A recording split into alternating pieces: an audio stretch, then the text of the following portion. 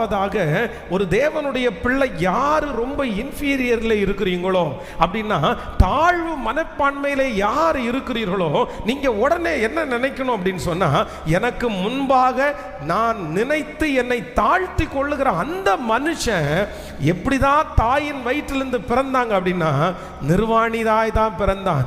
நீங்க யாரை வைத்து உங்களை தாழ்த்துகிறீர்களோ, யாரை வைத்து நீங்கள் தாழ்வு மனப்பான்மையிலே போயிருக்கிறீர்களோ, அந்த மனிதன் பிறக்கும் போது ஒன்றும் இல்லாமல் தான் பிறந்தார்கள். அவர்களை கர்த்தர் அப்படி நடத்த முடியுமானால், அந்த சூழ்நிலையை கர்த்தர் அவர்களுக்கு கொண்டு வர முடியுமானால், நான் நம்புகிறேன் ஞானிகளை வெட்கப்படுத்தும்படியாய் பைத்தியங்களை தெரிந்து கொண்ட அந்த தேவனால அவர்களை விட ஒரு உன்னதமான இடத்துல நம்மை கொண்டு போய் வைக்க முடியும்.